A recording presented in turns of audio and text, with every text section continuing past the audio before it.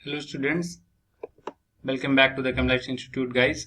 उम्मीद करता हूँ आप सारे लोग बढ़िया होंगे और आपको फर्स्ट लेक्चर थोड़ा बहुत आपको समझ में आया होगा। यूनिट एंड डायमेंशन का इतना ज़्यादा टफ तो नहीं था। आई होप कि आप थोड़े से न्यूमेरिकल्स की प्रैक्टिस करें तो आपको थोड़ी थोड़ी चीज़ें और आसानी से समझ में आ जाएंगी। और हमने बहुत ज़्यादा यूनिट्स नहीं डिस्कस की। उसका रीज़न यही है कि आपको धीरे धीरे बर्डन एक ही क्लास में नहीं देना चाहता मैं यूनिट का। यूनिट जो है ये चीज़ ऐसी है जो कि आप हर चैप्टर में सीखते जाओगे और हर चैप्टर में सीखने के साथ साथ उसका यूज आता जाएगा। तो वो चीज़ें आप चैप्टर वाइज भी सीख सकते हो या फिर सबलाइन करके एक बार में सीखना चाहो तो मेरे हिसाब से बेटर है थोड़ा थोड़ा करके सीखो। ठीक है, तो इसीलिए जो है बहुत ज़्यादा उसमें हमने स्पेसिफाइड नहीं दिया, खासकर उसमें जो सिग्निफिकेंट फिगर्स को लेके था और थोड़ा बहुत जो लाइक जो रेडियन स्टे रेडियन था, ये सारे कॉन्सेप्ट थे वो थोड़े इंपॉर्टेंट थे जिसपे थोड़े से क्वेश्चन आ सकते हैं।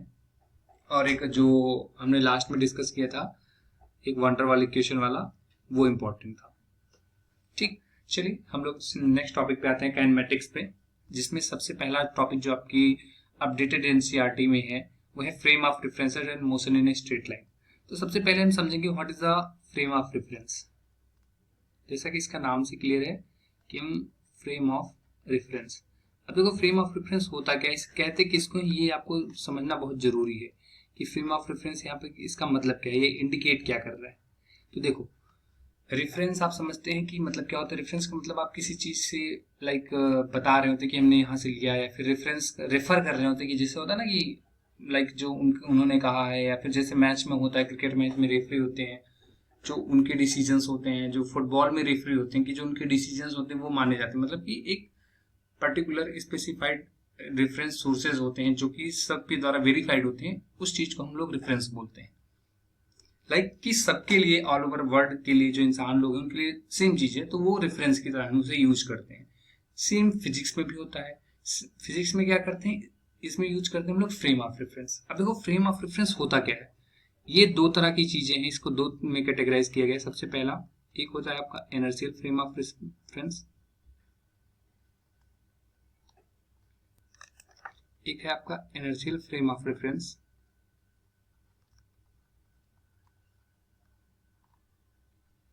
फ्रेम ऑफ, और दूसरा है आपका नॉन इनर्शियल।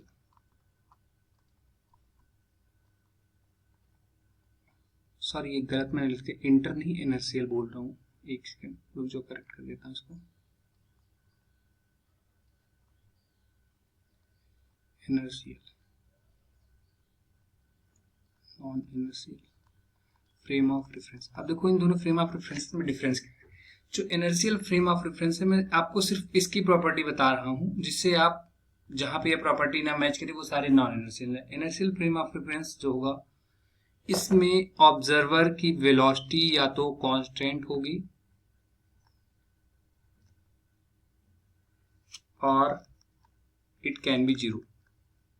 अब देखो इसका मतलब क्या है, इस बात को पहले हम समझते हैं कि एक ऐसी गाड़ी है, जैसे कि मैं बोल देता हूं आपके पास एक गाड़ी है, ये इस गाड़ी पे आप बैठे हो और ये गाड़ी एक v स्पीड से जा रही है। ठीक, और वहीं पे मैं एक नॉन इनर्शियल को भी तुरंत एक्सप्लेन करने का ट्राई करता हूँ कि एक दूसरी गाड़ी है जिसपे मैं बैठ के जा रहा हूँ। ठीक, अब मेरी जो वेलोसिटी है ये बदल रही है लगातार, एक जगह पे v1 है, एक किसी पॉइंट पे किसी एक दूसरे पॉइंट पे आकर के v2 है, लेकिन आपकी वही वेलोसिटी एक पॉइंट पे v और दूसरे पे भी v है। यानी कि आप जो है एक कांस्टेंट वेलोसिटी के साथ जा रहे हो। आप कैसे फ्रेम ऑफ रेफरेंस में कहलाओगे, आप कहलाओगे इनर्शियल फ्रेम ऑफ रेफरेंस। लेकिन मैं जो कि मेरी एक पर्टिकुलर पॉइंट पे वेलोसिटी v1 है और एक किसी दूसरे पॉइंट पे वेलोसिटी v2 है, यानी कि जहां पे वेलोसिटी चेंज हो रही है जिस फ्रेम ऑफ रेफरेंस में, वो कहलाएगा non inertial frame of reference. और इनर्शियल फ्रेम ऑफ रेफरेंस कहलाएगा ऐसा फ्रेम ऑफ रेफरेंस जहां पर वेलोसिटी कांस्टेंट हो या फिर जीरो हो। अब जीरो से क्या मतलब, जीरो से ये मतलब है कि जैसे जब आप जा रहे हैं, कोई एक और आदमी है जो खड़ा होकर के देख रहा है आपको, तो ये जो आदमी है और आप दोनों किस में कहलाएंगे। जैसे मान लो मैं आपका नाम ले लेता हूं, अरुण नाम है आपका और दूसरे का नाम है महेश। अरुण और महेश ये दोनों कैसे, और ये जो मैं हूं ये मेरा नाम हो गया हरि। अब देखो अरुण और महेश कैसे फ्रेम ऑफ रेफरेंस में है? Inertial frame of reference. Inertial frame of reference में क्या बताता है? जिसमें की वेलोसिटी जो है फ्रेम की यानी रेफरेंस की यानी कि जिसमें हम सब्जेक्ट हमारा बैठा है उसकी वेलोसिटी या तो जीरो हो सकती है या तो कुछ ना कुछ कांस्टेंट करके होगी। लेकिन जो हमारा non inertial frame of reference क्या होगा? जिसमें कि यानी मैं बैठा हूं उसकी जो वेलोसिटी है वो कांस्टेंट नहीं होगी, वो चेंज होती रहेगी। अगर यही कांस्टेंट हो जाती तो ये भी इनर्शियल फ्रेम रेफरेंस हो जाता। ठीक है, यही दो बेसिक डिफरेंस है इनर्शियल और नॉन इनर्शियल में। अब नेक्स्ट पॉइंट जो मैं बोलना चाहता हूं, जो इनर्शियल फ्रेम ऑफ रेफरेंस होता है इसमें आप जो फिजिक्स के सारे लॉज, जो सारे फिजिक्स के जो लॉज होते हैं इन सारे लॉज की validity inertial frame of reference में होती है। यानी कि समझ रहे हैं आप मेरी बात? जितने भी फिजिक्स के लॉज हैं ये सारे सिर्फ इनर्शियल फ्रेम ऑफ रेफरेंस में वैलिड होते हैं। Non inertial frame of reference में उनकी वैलिडिटी नहीं होती है। Clear? I hope so. Physics के सारे लॉज कहां वैलिड हैं? सिर्फ इसमें।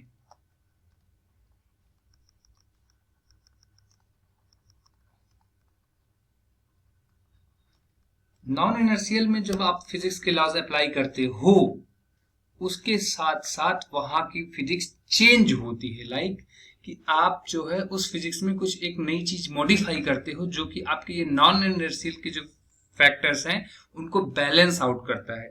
लेकिन इनर्शियल फ्रेम ऑफ रेफरेंस में ऐसा कुछ करने की जरूरत नहीं पड़ती।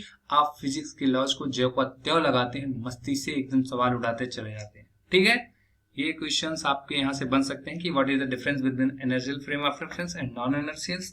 आपसे ये भी पूछा जा सकता है कि एक ऐसा फ्रेम ऑफ रेफरेंस जिसकी वेलोसिटी कांस्टेंट, मतलब ऑप्शन आ गया कि कौन सा इसमें non inertial frame of reference है। एक दे दिया गया कि जिसकी वेलोसिटी कांस्टेंट है, दूसरा दे दिया गया जिसकी वेलोसिटी जीरो है, तीसरा दे दिया गया कि जिसकी वेलोसिटी v1 जिसकी वेलोसिटी चेंज हो रही है, और चौथा ऑप्शन आपको दे दिया गया कि जो है ऑप्शन ऑप्शन ए या फिर ऑप्शन सी कौन सा सही है। तो आप हमेशा याद रखो नॉन इनर्शियल मतलब वेलोसिटी कांस्टेंट नहीं है। मैं यहाँ पे लिख देता हूं वेलोसिटी नॉट कांस्टेंट। ठीक, ये किसके लिए है? ये आपका नॉन इनर्शियल के लिए। Is it clear? I hope so. चलिए नेक्स्ट हम लोग देखते हैं डिस्प्लेसमेंट, वेलोसिटी और एक्सेलरेशन। ये तीनों बहुत इंपॉर्टेंट टॉपिक हैं जिसका आप यूज करते हो फ्रेम ऑफ रेफरेंस को समझते समय। अब सबसे पहले मैं डिस्प्लेसमेंट और वेलोसिटी समझाना। डिस्प्लेसमेंट के साथ साथ एक जो और एक टॉपिक समझना पड़ता है वो होता है आपका क्या? डिस्प्लेसमेंट के साथ साथ डिस्टेंस। तो ये है, आप एक जगह पे आप लिख लो डिस्प्लेसमेंट और एक दूसरी जगह पे मैं लिख रहा हूं इसको एज अ डिस्टेंस। अब देखो मैं एक बस फिगर बना के इसको एक्सप्लेन करना चाहूंगा। मान लो ये ये y है, x है और ये एक y है और ये x है। अब ये रहा पॉइंट और ये रहा। अब मैं इसको a बोलूं, इसको b बोलूं, इसको a बोलूं, इसको b बोलूं और ये ऊपर वाले पार्ट को c बोलूं। तो अब आप समझ लो कि जो इसमें डिस्प्लेसमेंट होगा वो क्या होगा? डिस्प्लेसमेंट यानी कि a से b तक की दूरी। तो डिस्प्लेसमेंट क्या हुआ? AB। डिस्टेंस मतलब कंप्लीट कितना चला गया है। डिस्प्लेसमेंट होता है कि अपने प्लेस से अगले प्लेस के बीच में कितना जो है डिफरेंस है, लेकिन डिस्टेंस होता है कि एक पॉइंट से दूसरे पॉइंट तक जाने में कितनी डिस्टेंस चली गई है। तो जो है वो ACB। I hope it is clear, क्योंकि फिगर से इसमें कोई समझने में डिफरेंस नहीं होना चाहिए, क्योंकि AB तो ये डायरेक्ट डिस्टेंस है जो कि चला, ये कैसे गया है? ACB करके गया है। और लेकिन ये गया कितना है? AB। इफेक्टिव यानी इनिशियल और फाइनल पे डिपेंड करता है। ये only initial and final position will matter. लेकिन इसमें ऐसा नहीं होता है, इसमें जो है होल डिस्टेंस मैटर जो कि कवर की गई हो। अब देखो, अब डिस्टेंस में हो सकता है ये ACB से जाके वापस A पे आ जाए, तो यानी कि इसका नेट डिस्प्लेसमेंट कितना हो जाएगा? 0, क्योंकि इनिशियल और फाइनल पे डिपेंड करता है। तो इनिशियल जितना है फाइनल भी उतना हो गया। यानी मे बी 0 पॉजिटिव भी हो सकता है, यानी कि अगर राइट साइड जा रहा है तो, और निगेटिव भी हो सकता है। लेकिन डिस्प्लेस ये क्या होगा, ये हमेशा, यानी डिस्टेंस क्या होगा, ऑलवेज पॉजिटिव, ये हमेशा पॉजिटिव होगा, इससे कभी कोई निगेटिव हो ही नहीं सकता।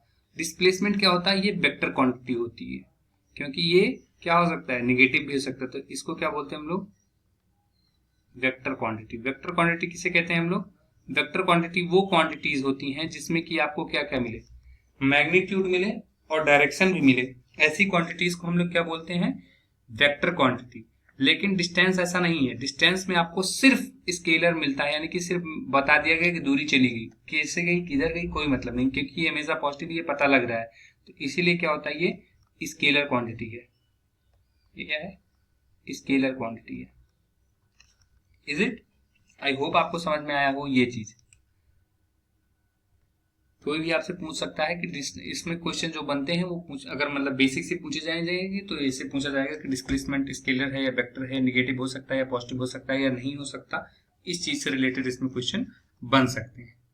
ठीक है, अब हम लोग देखते हैं, जैसे हम लोगों ने देखा कि वेलोसिटी और डिस्प्लेसमेंट दोनों कंप्लीटली अलग है एक दूसरे से, बस नाम रिजेंबल करता है एक तरह से है, लेकिन वो एग्जैक्टली अलग अलग क्वांटिटीज है।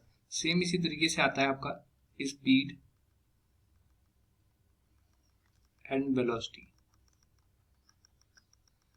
अब देखो मैं इसमें डिस्प्लेसमेंट को वेलोसिटी के साथ कंपेयर कर दे रहा हूं, क्योंकि ये कैसी क्वांटिटी है, ये भी वेक्टर क्वांटिटी है, और स्पीड जो आपकी है ये स्केलर क्वांटिटी है। ठीक है, ये वेक्टर क्वांटिटी है, ये स्केलर क्वांटिटी है। वेक्टर क्वांटिटी है तो इसका मतलब इसके पास क्या होगा, एक तो मैग्नीट्यूड होगा इसका खुद का कुछ, और दूसरे कुछ ना कुछ इसके पास डायरेक्शन होने वाली है। स्पीड के पास क्या होगा, सिर्फ मैग्नीट्यूड होने वाला है, ओनली मैग्नीट्यूड। इसके पास नो डायरेक्शन, कोई भी डायरेक्शन नहीं होने वाली है। ठीक है, वेलोसिटी और स्पीड सेम टू सेम इसी तरीके से है, इसमें कोई ऐसा खासा डिफरेंस नहीं है कि जो आपको मैं यहाँ पे बताऊं। सिर्फ एक दो चीज मैं बता सकता हूं कि जो जैसे स्पीड का क्या होता है formula, speed equal to distance upon time, ये होता है स्पीड का फॉर्मूला। लेकिन वेलोसिटी का क्या होगा,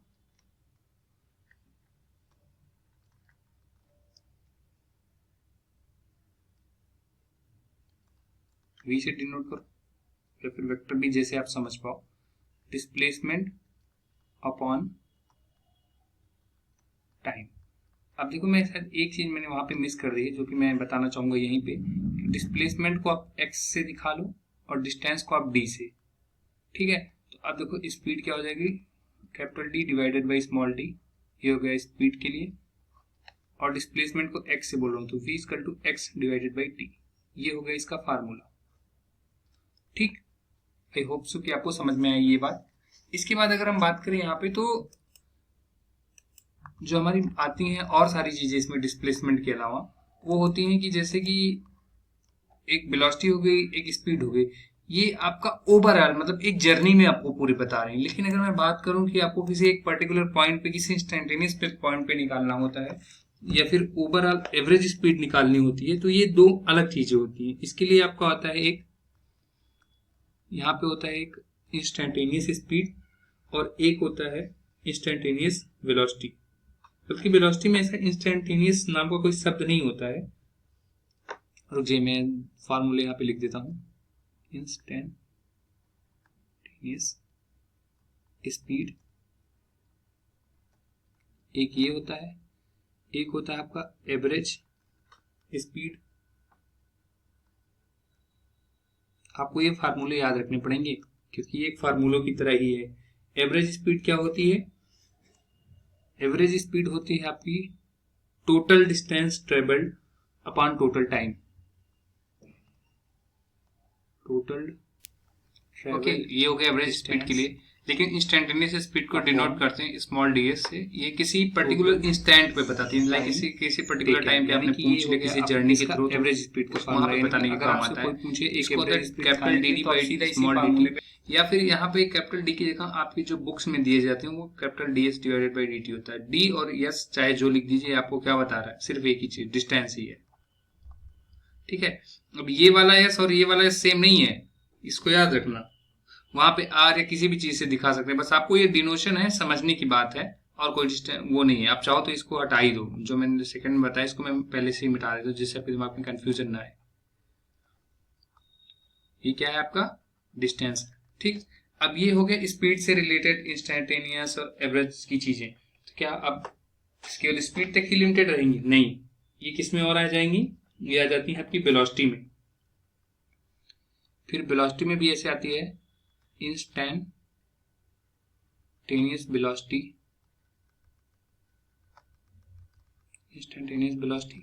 और फिर एवरेज वेलोसिटी। अब देखो, इंस्टेंटेनियस वेलोसिटी को आप इससे किसको दिखाते हो, dv से, और डिस्प्लेसमेंट को dx बाई डिस्प्लेसमेंट को x से मैंने बताया था। तो इंस्टेंटेनियस वेलोसिटी होगी dv equal to dx by dt। अब डिफरेंशिएशन और इंटीग्रेशन का जो बेसिक लेक्चर हुआ था उसमें मैंने आपको बताया था कि डिफरेंशिएशन क्या है और इंटीग्रेशन क्या है। अगर आपने नहीं देखा है तो पहले आप एक काम करिए, उन वीडियोस को एक बार देख लीजिए, जिससे कि आपके जो कॉन्सेप्ट्स हैं वो क्लियर हो जाए, वो आप समझ जाए। ठीक है, तब आप समझ पाएंगे कि इस वर्ड का मतलब क्या है। ये क्या बता रहा होता है, ये दरअसल स्लोप बता रहा है एक्सटी ग्राफ का। खैर, ग्राफ को भी हम और समझेंगे उसको डिटेल में।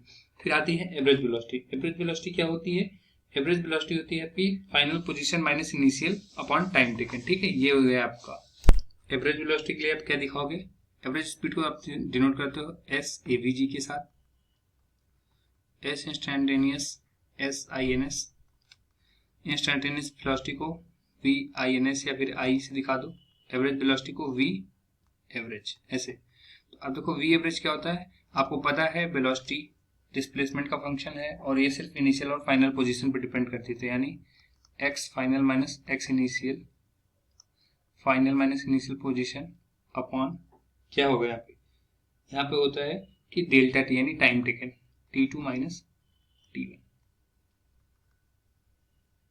ये चार फार्मूले हैं, आपको याद रखने पड़ेंगे। पहला दो स्पीड से रिलेटेड है और दो आपकी वेलोसिटी से रिलेटेड है। ये बहुत ही इंपॉर्टेंट फार्मूले हैं जिनको आपको यूज करना पड़ेगा। ठीक है, तो उम्मीद करता हूं कि आपको ये चीजें समझ में आई होंगी। खैर, इसके आगे चलते हैं हम लोग और थोड़ा सा एक्सेलरेशन के बारे में समझते हैं कि एक्सेलरेशन क्या है, व्हाट इज एक्सेलरेशन। अब देखिए, आप लोग इतने बड़े हो गए हैं कि मुझे लगता है कि आप लोगों में से बहुत सारे लोग जो बाइक चलाते हैं, ये सारी चीजें आप बढ़िया लेकर हर तरह की गाड़ी आप चला सकते हैं, आप इसमें सक्षम हैं। बहुत सारे लोग हैं आपकी क्लास में। तो देखिए, उसमें आपको पता है क्लच है, गियर है, एक्सेलरेट करना है, आप लोगों को सिखाने की जरूरत नहीं है, आप लोग जानते हैं ये बातें। लेकिन एक्सेलरेशन जो फिजिक्स की लैंग्वेज में, उसका मतलब क्या है, उसका मतलब होता है कि या तो वो वेलोसिटी को इंक्रीज कर रहा है टाइम के साथ, या वेलोसिटी टाइम के साथ डिक्रीज हो रही है। अगर वेलोसिटी इंक्रीज डिक्रीज हो रही है तो मतलब डिस्प्लेसमेंट भी इफेक्टेड होगा। तो यहां से जो फार्मूला निकल के आया एक्सेलरेशन का, एक्सेलरेशन को डिनोट करते हैं स्मॉल ए से, तो यहां से जो एक्सेलरेशन का फार्मूला निकल के आया वो क्या आया, तो जो आपका डिस्टेंस ट्रेवल होता है, यानी कि जितनी वेलोसिटी में चेंज होती है, डिस्टेंस ट्रेवल कर बोलते हैं, change in velocity divided by क्या, कितना टाइम है। ठीक है, ये होता है। अब इसमें भी दो तरह के पार्ट होते हैं, एक होता है ए इंस्टेंटेनियस, जो कि आपको पता है ये किस तरीके से होगा, ये होगा आपका क्या, सीधा डिफरेंशियल फॉर्म में dv बाई dt। तो आपको पता है v क्या था, अभी अभी आप लास्ट वाले में देखें कि जो v था, v की वैल्यू क्या dx बाई dt थी, हम लोगों ने देखा था इंस्टेंटेनियस के लिए। तो यहाँ पे d by dt into dx by dt क्या लिख सकते हैं, हाँ बिल्कुल लिख सकते हैं। इसका डिफरेंशिएशन डबल डिफरेंशिएशन हो रहा है, तो ये बन जाता है कुछ इस तरह से। या फिर इसी एक चीज को हम और एक तरह से लिख सकते हैं, जो कि मैं अभी चाहूंगा आपको सीधा लिख के दिखा दूं। कैसे दिखाता हूँ, रुको दिखाते हैं आपको। ये जो dv बाई dt है, इसको मैं क्या कर लूं, क्या इसको मैं चेंज करके करना चाहता हूँ कि ये बन जाए v into D V by D X. अब ये कैसे बनेगा दिखाता हूँ। एक तो D V by D T है, अब इसको चेंज करने के आप चेंज करके इसको लिख सकते हो v equal to D V by D X. इसको चेंज क्या किया, आप एक काम करो, ऊपर डी एक्स से मल्टीप्लाई कर दो इसमें और नीचे डी एक्स से। ये जो आपका है इसको आप कैसे लिख रहे हो मैं दिखाता हूँ। एक काम करो, आप dx से ऊपर मल्टीप्लाई कर दो और dx से नीचे, और यहाँ पे dv बाई dt रहने दो। तो क्या ये जो dx बाई dt है इसको आप एक साथ लिख सकते हो, dx बाई dt को एक साथ कर लो और dv बाई dx को एक साथ कर लो। तो क्या ये dx बाई dt ही तो v था, तो यानी कि जो a इंस्टेंटेनियस इसे दो तरीके से दिखाया जा सकता है, एक तो पहला और एक तो दूसरा। तो इसको मैं चाहता हूँ एक दूसरी रेड कलर में लिख के एक जगह पे रख दूं कि a को किस तरह दिखाया जा सकता है, D square X upon D T square. ये किसके इक्विवेलेंट है, ये इक्विवेलेंट है v dot D B by D X के। ये जो मैंने सेकंड वाला बताया है ये आपको बहुत इंपॉर्टेंट है। डिफरेंशिएशन और इंटीग्रेशन के कुछ इक्वेशंस आपको ऐसे मिलते हैं जहां पे आपको डायरेक्ट यूज करना होता है। कहीं पे दिया जा सकता है आपको एक्सेलरेशन के रूप में से 3-4 ऑप्शन दिए जा सकते हैं और पूछा जाए कौन सा नहीं है या फिर कौन सा सुटेबल ऑप्शन है तो आप बता सके, ठीक है। इसलिए मैंने आपको ये वाला भी फार्मूला करवा दिया है। अब इंस्टेंटेनियस के साथ जैसे जैसे था इसमें सेम टू सेम इसमें इसका भी आ जाता है, क्या बोलते हैं, एवरेज एक्सेलरेशन का। अगर हम एवरेज एक्सेलरेशन की बात करें तो ये वेक्टर क्वांटिटीज हैं। वेक्टर क्वांटिटीज किस पे डिपेंड करेंगी, सिर्फ इनिशियल और फाइनल पे। तो यानी यहाँ पे अगर मैं लिखूं एक्सेलरेशन एवरेज तो ये v final minus v initial पे डिपेंड करेगा और डेल्टा t यानी कि टाइम डिफरेंस पे। ये क्या हो गया, एवरेज एक्सेलरेशन हो गया, इससे ज्यादा कुछ भी नहीं है। अब देखो मैं यहाँ पे आपको एक और बात बता रहा हूँ। जो वेलोसिटी थी, वेलोसिटी की डायमेंशन क्या होगी, वेलोसिटी था dx बाई dt या फिर x बाई t यानी डिस्प्लेसमेंट बाई टाइम। डिस्प्लेसमेंट को किस में नापते हैं, मीटर। मीटर को किस में दिखाते हैं, l divided by time. Time के यानी कितने सेकंड यानी t में। तो अब यहाँ से जो वेलोसिटी की जो डायमेंशन हुई क्या हुई, l t की पावर -1। Is it clear. फिर मैं बात कर लूं what will be the dimension of acceleration. Acceleration क्या होती है, एक्सीलरेशन आपका होता है, ये कैसे डिसाइडेड है, v बाई टी करके है। तो v कितना है, एल टी की पावर -1 v भी आपने निकाला और टाइम को किसमें, t में। अब ये t ऊपर जाएगा फिर माइनस में हो जाएगा तो यानी एल टी की पावर -2। क्या आपको डायमेंशन समझ आई? अगर हाँ, अगर आपको समझ आया है तो इसी बात पे आप तुरंत वीडियो को लाइक करें और चैनल को सब्सक्राइब करें, ठीक है। चलिए आज की क्लास को हम लोग यहीं पे एंड करते हैं। इसकी अगली क्लास में हम लोग थोड़ा सा देखेंगे कि जो ग्राफिकल रिप्रेजेंटेशन होती है, जो एक्सेलरेशन है, उससे हम वीटी ग्राफ क्या दिखाता है, जो तरह तरह के ग्राफ्स बनते हैं। नेक्स्ट क्लास में हम लोग ग्राफ्स से रिलेटेड चीज़ों को पढ़ेंगे, ठीक है। तब तक के लिए गुड बाय और please do like share and subscribe Camlight Institute guys.